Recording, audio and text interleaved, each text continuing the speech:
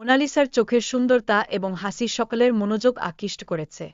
কুম্ভ মেলা সমাজে গার্ল্যান্ড বিক্রি করার সময় তার জনপ্রিয়তা অনেকের মনে স্থায়ী হবে। মোনালিসা একজন সাধারণ গ্রামের মেয়ে, যিনি পরিবারের জন্য ছোটখাট কাজ করে থাকেন এবং ব্যক্তিগত কারণে তার পড়াশোনা সম্পূর্ণ করতে পারেননি। এর পিছনে তার পরিবারের আর্থিক অবস্থান প্রধান ভূমিকা পালন করছে। মোনালিসা সালমান খানের একজন উফারভেন্ট ভক্ত, যিনি তার প্রতিটি সিনেমা, গান এবং ইভেন্টের উপর নজর রাখেন। এই ভালোবাসা তাকে সালমানের সঙ্গে সাক্ষাতের স্বপ্ন দেখার সুযোগ দিয়েছে। মোনালিসার সাদামাটা চেহারা এবং নিরীহ হাসি সাধারণ মানুষদের হৃদয় জয় করে নিয়েছে।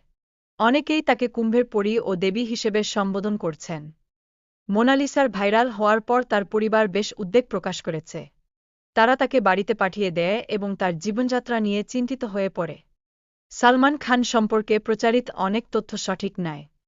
অতীতে রানু মণ্ডলের উদাহরণ দেখিয়েছে যে, ভাইরাল হওয়ার পরও অনেকেই সঠিকভাবে প্রতিষ্ঠিত হতে পারেননি। রানু মণ্ডল এবং মোনালিসার তুলনা ব্যক্তিগত প্রতিভা ও জনসাধারণের সম্পর্কের মাধ্যমে ঘটে। যদি মোনালিসা জনগণের ভালোবাসা ও সমর্থনকে মূল্যায়ন না করে, তবে তার সাফল্য ক্ষতিগ্রস্ত হতে পারে।